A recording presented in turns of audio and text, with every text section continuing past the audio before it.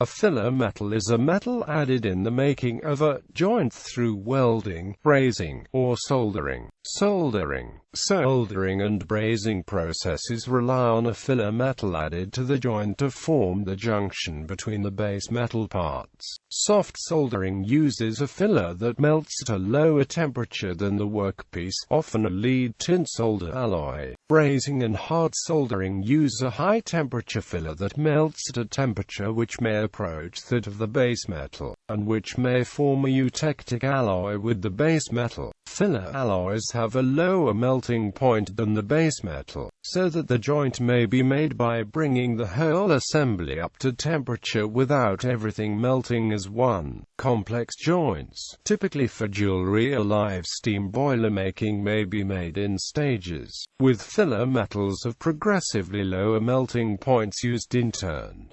Early joints are thus not destroyed by heating to the later temperatures.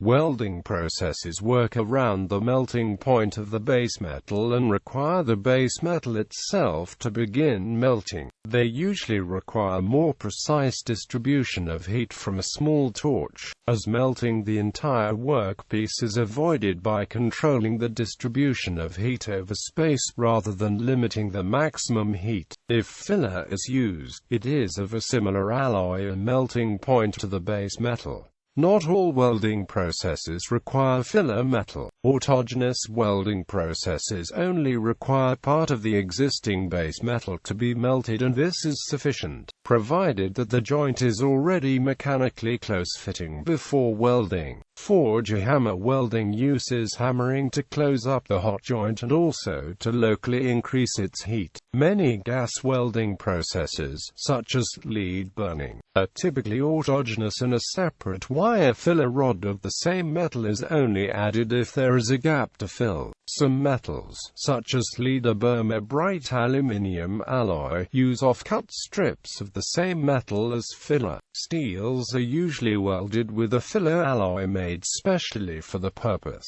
To prevent rusting in storage, these wires are often lightly copper-plated. With electric arc welding, a major use for the filler rod is as a consumable electrode that also generates heat in the workpiece. An electrical discharge from this electrode provides heat that melts both the electrode and heats the base metal. TIG welding is an electric welding process that uses a non-consumed tungsten electrode to provide heat, with the filler rod added manually. This is more like gas welding as a process, but with a different heat source. Hard facing. A specialist use for filler metal is where a deliberately different metal is to be deposited. This is often done for hard-facing excavating tools or digger bucket teeth. A hard, but more expensive and sometimes brittle, facing alloy is deposited onto the wear surfaces of mild steel tools. 4 types of filler metals exist: covered electrodes, bare electrode wire rod,